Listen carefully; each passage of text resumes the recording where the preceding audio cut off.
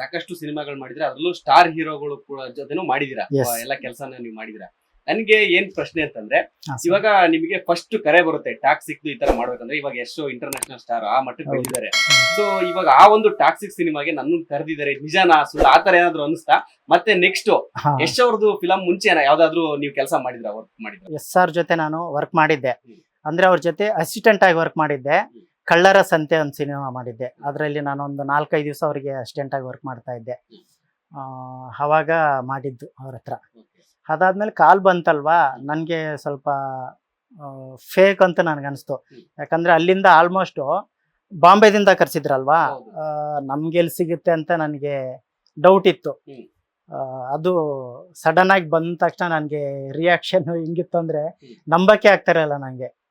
ಏನೋ ಅದೊಂದು ಸಿಕ್ಕಿದ ಅವಕಾಶ. ಅಂದ್ರೆ ಇವಾಗ ನೀವೇನಾದ್ರು ಈಗ ನೀವು ಟ್ಯಾಕ್ಸಿಕ್ ಅಲ್ಲಿ ವರ್ಕ್ ಮಾಡಿದ್ರಿ ಅಂತ ಹೇಳಿದ್ರೆ, ಹಾ ಇವಾಗ ಸರ್, ಮೇಕಪ್ ಇದ್ರದೆಲ್ಲ ಪ್ರಾಸ್ಥೆಟಿಕ್ ಮೇಕಪ್. ಅದೆಲ್ಲ ವರ್ಕ್ ಮಾಡಿದ್ರಿ ಅಂತ ಹೇಳಿದ್ರೆ, ಸೊ ನೀವೇನಾದ್ರು ಯಶ್ ಅವ್ರನ್ನ ಮೀಟ್ ಆಗೋ ಚಾನ್ಸ್ ಏನಾದ್ರು ಸಿಕ್ತಾ, ಅಥವಾ ಒಂದು ಶೂಟಿಂಗ್ ಸೆಟ್ ಆಗಿರ್ಬೋದು ಅಲ್ಲೇನಾದ್ರು ಭೇಟಿ ಕೊಡೋ ಚಾನ್ಸ್ ಸಿಕ್ತಾ?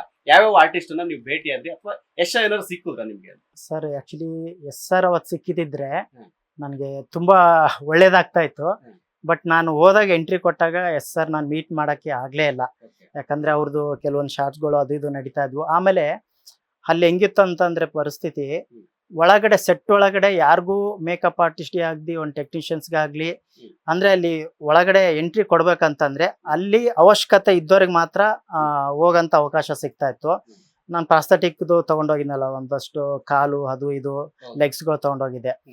ಅಲ್ಲಿ ಒಳಗಡೆ ಹೋಗಕ್ಕೆ ನನಗೆ ಅವಕಾಶನೇ ಸಿಗ್ಲಿಲ್ಲ. ಸಿಕ್ಕಿದಿದ್ರೆ ಅವ್ರನ್ನ ನೋಡಿ ನಿನ್ನೆಲ್ಲೋ ನೋಡಿದ್ದೀನಲ್ಲ ಅಂತ ಗುರ್ತಿರೋರು, ಅದೊಂದು ಮಿಸ್ ಮಾಡ್ಕೊಂಡೆ. ಅಕಸ್ಮಾತ್ ಈ ಚಾನಲ್ ಇಂದ, ಬಾಸ್ ಚಾನೆಲ್ TV ಚಾನೆಲ್ ಇಂದ ಅವ್ರೇನಾದ್ರು ನೋಡಿದ್ರೆ ತುಂಬಾ ಖುಷಿ ಪಡ್ತಾರೆ ಇವ್ರೇನಂತ. ಬಟ್ ನನಗೆ ನೆಕ್ಸ್ಟ್ ಅವಕಾಶ ಏನಾದ್ರು ಕೊಡ್ಬೋದು ಅಂತ ನಾನು ಅನ್ಕೊಂಡಿದೀನಿ. ಲೇಟೆಸ್ಟ್ ಹಾಗೂ ಇಂಟ್ರೆಸ್ಟಿಂಗ್ ಸುದ್ದಿಗಳಿಗಾಗಿ ಬಾಸ್ ಟಿವಿ ಕನ್ನಡ ಚಾನೆಲ್ನ ಸಬ್ಸ್ಕ್ರೈಬ್ ಮಾಡಿ. ಹಾಗೆಯೇ ಬೆಲ್ ಐಕಾನ್ ಪ್ರೆಸ್ ಮಾಡಿ. ಇದರ ಜೊತೆಗೆ ಫೇಸ್ಬುಕ್, ಇನ್ಸ್ಟಾಗ್ರಾಮ್, ಎಕ್ಸ್ ನಲ್ಲೂ ಮಿಸ್ ಮಾಡದೆ ಫಾಲೋ ಮಾಡಿ.